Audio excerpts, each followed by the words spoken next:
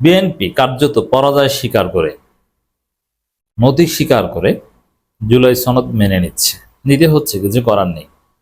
মানবে না মানে 100 বার মানবে। কিভাবে মানাতে হয় বিএনপিকে তরুণ প্রজন্ম জানে। ঘাট ধরে বিএনপিকে মানানো যায়।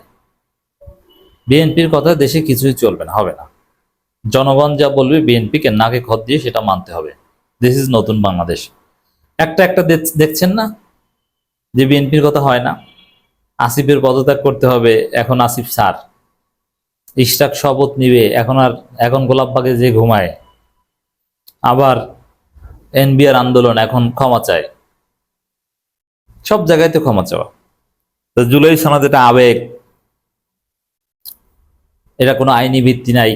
এখন আমরা শুনতে পাচ্ছি সালাউদ্দিন নাকি বলছেন যে না, এটা সংবিধানের যোগ হতে পারে। এবং খবর, জুলাই ঘোষণাপত্রে চূড়ান্ত মতামত দিয়েছে বিএনপি। এগুলো অনানুষ্ঠানিক খবর। এই সব দলের কাছে একটা খসড়া পাঠিয়েছে, মতামত দিতে বলেছে। এখন বিএনপি মতামত দিয়েছে, এবং মতামত যে দিয়েছে তার একটা দিক হচ্ছে ঠিক আছে, এটা যেহেতু ছেলেরা চায় সংবিধানে যোগ করেন, এরকম একটা কনসেন্ট আছে। এটা মোটামুটি সত্য খবর। আর বাস্তবতা এটা যে বিএনপি পরাজয় স্বীকার করে, এগুলো মানতে বাধ্য হবে। আপনি কি মনে করেন? আমি একটা কথা বলেছিলাম, জুলাই সনদের বিরোধিতা করবে আমাদের জুলাই বিপ্লবের যে করবে, ওর উপর মব করবো আমরা। ওরা মব মারায় না, মবের বিরোধিতা করে। আওয়ামী লীগের সবচেয়ে শক্তিশালী পরিভাষা এখন মব। যে মব মারাইবে ওর উপর মব করতে হবে, ও মব ছুটে যাবে। এই ফজু পাগলা মব করে না, ওরা একদিন ধৈরা ওরে মব দেখাই দেন রাস্তায় শাহবাগে, আর মব ছুটে যাবে। ও জীবনে আর ওর বাপের জন্মে আর মব বলবে না। ডলা একটা খেলে ও মব বলা বন্ধ হয়ে যাবে।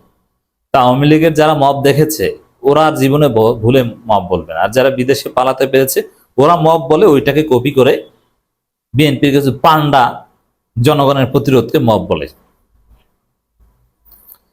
তো জুলাই ঘোষণাপত্র বা এগুলোর বিরোধিতা যারা করবে, ওদের কপালে মব আছে। অতএব এটা মানতে হবে, কিছু করার নেই। মানবে না মানে ঘাট ধরে মানাতে হবে।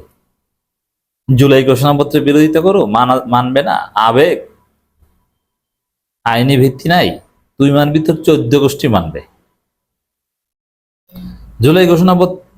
জুলাই গণঅভ্যুত্থানের ঘোষণাপত্র দ্রুত চূড়ান্ত করার উদ্যোগ নিয়েছে সরকার। সরকার নড়েচড়ে বসে, সরকারের সামনে লাস্ট চান্স, তবে কতটুকু পারবে ইটস ভেরি কনফিউজিং। এ লক্ষ্যে অন্যতম স্টেক হোল্ডার ও দেশের বৃহত্তম রাজনৈতিক দল বিএনপির কাছে সম্প্রতি পুনরায় এর খসড়া পাঠানো হয়েছে। গত মঙ্গল এবং গত বুধবার রাতে অনুষ্ঠিত স্থায়ী কমিটির বৈঠকে এর খসড়া ঘোষণাপত্র পুঙ্খানুপুঙ্খরূপে বিচার বিশ্লেষণ করে কিছুটা সংযোজন বিয়োজনের মধ্য দিয়ে তা চূড়ান্ত করেছে দলটি। আগামী 2-1 দিনের মধ্যে এটির একটি কপি সরকারকে পৌঁছে দেবে বিএনপি। জানা গেছে এ দায়িত্বে আছেন অন্তর্বর্তী সরকার পরিকল্পনা শিক্ষা উপদেষ্টা ওয়াহিদুদ্দিন মাহমুদ। এই কিন্তু বিএনপির লোক, বিএনপির পছন্দের, বিএনপি প্রস্তাবিত উপদেষ্টা। গুলশানে বিএনপি চেয়ারপারসন রাজনৈতিক কার্যালয়ে অনুষ্ঠিত উভয় বৈঠকে লন্ডন থেকে ভার্চুয়ালি সংযুক্ত হয়ে সভাপতিত্ব করেন দলের ভারপ্রাপ্ত চেয়ারম্যান তারেক রহমান। জানা গেছে বৈঠকে বিএনপি নেতারা বলছেন, ছাত্রদের মতো বিএনপিও চায় দ্রুত জুলাই ঘোষণাপত্র চূড়ান্ত করে ঘোষণাপত্র করা হোক। এজন্য আন্তরিকতার সঙ্গে বিষয়টি মূল্যায়ন করছে। বাস্তব হচ্ছে বিএনপি জুলাই ঘোষণাপত্র ঠেকাতে চেয়েছে, এখন ডলা খেয়ে মবের ভয়ে লাইনে এসেছে। মব মারাইছে না, এখন মবের ভরে জুলাই বিপ্লবই হচ্ছে একটা মব করে জুলাই বিপ্লব হয়েছে। এখন বলছে না, তারা চায়, মেনে নিয়েছে। তবে কিভাবে মেনে নেবে, কি ভিতরে বেশি চালাকি উল্টাপাল্টা করে কিনা, এটাও প্রশ্ন। বৈষম্যবিরোধী ছাত্র আন্দোলন ও জাতীয় নাগরিক কমিটি গত বছরের 31 ডিসেম্বর কেন্দ্রীয় শহীদ মিনারে জুলাই গণঅভ্যুত্থানের ঘোষণাপত্র প্রকাশ করতে চেয়েছিল। এই ঘোষণাপত্র নিয়ে তখন দেশের রাজনৈতিক অঙ্গনে নানা আলোচনা তৈরি হয়। হঠাৎ ঘোষণাপত্রের বিষয়টি কেন সামনে আনা হলো, এর প্রভাব কি হতে পারে, তা নিয়ে বিভিন্ন মহল থেকে প্রশ্ন ওঠে। আসলে ওই বিএনপি মহল থেকে প্রশ্ন ওঠে, এবং ওটা ওই 31 ডিসেম্বর থেকে আজ পর্যন্ত বিএনপি এটা ঠেকিয়ে রাখতে পেরেছে, কিন্তু শেষ পর্যন্ত আর পারছে না। জুলাই ঘোষণাপত্র মানতে বাধ্য হচ্ছে। জুলাই ঘোষণাপত্র সামনে, এটা আবার প্রশ্ন কি? জুলাই ঘোষণাপত্র নিয়ে আবার প্রশ্নটা কি? এটা হবে, এটা বাস্তবতা। তা এখন হচ্ছে।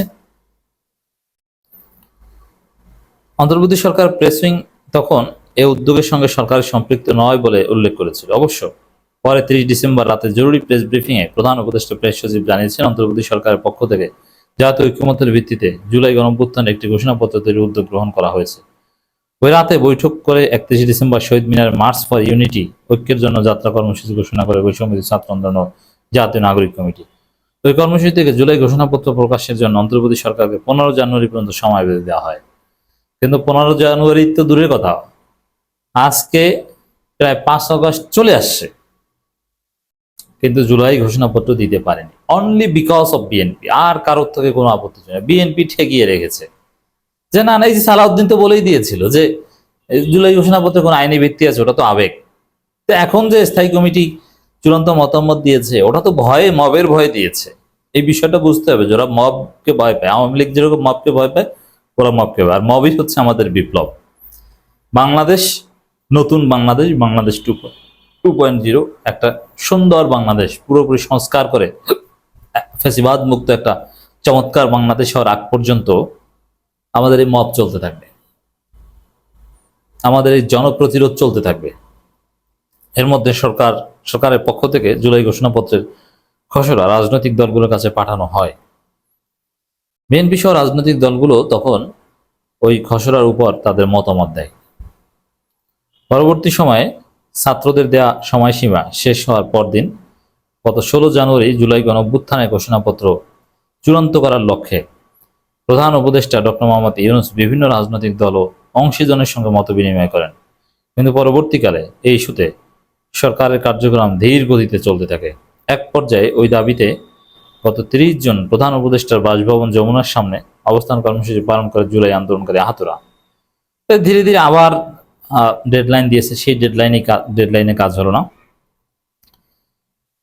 তারপরে যেটা বলা হয় যে পাকিস্তান আন্দোলনের মাধ্যমে ব্রিটিশ ঔপনিবেশিক শাসন থেকে 47, সেখান থেকে 71, সেখান থেকে 24, 47, 71, 24 সব থাকবে, জামাতেরও কোনো আপত্তি নেই। কিন্তু বিএনপির আপত্তি হচ্ছে 24-এ, যে না 71 থাকবে, 24 থাকবে না। মানে ভারতের কোলে উঠে বসেছে। 24 সামনে আনলে 71 1000 বার থাকলেও 24-এর চাইতে বেশি গুরুত্ব 71 পায় না, কারণ তরুণ প্রজন্ম তো 71 দেখেনি, তারা 24 দেখেছে।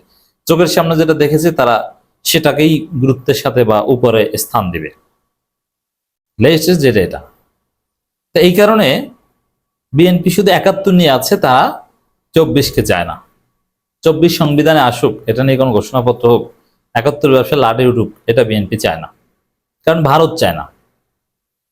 এইটাই হচ্ছে আসল জায়গা। তো এই জায়গাটায় দর্শক বিএনপি শেষ পর্যন্ত বৈঠক করে তারা বলছে যে না ঠিক আছে, আমরা এটা মানি, এটা হতে পারে, এইভাবে হতে পারে। আর বিএনপি দেখেছে যে না, এই জুলাই ঘোষণাপত্র ছাড়া বাংলাদেশে কোনো নির্বাচনই হবে না, তার চাইতে বরং নাকে খত দিয়ে পিছু হটে পরাজয় স্বীকার করে আমরা মেনে নিই, তাতেই আমাদের লাভ।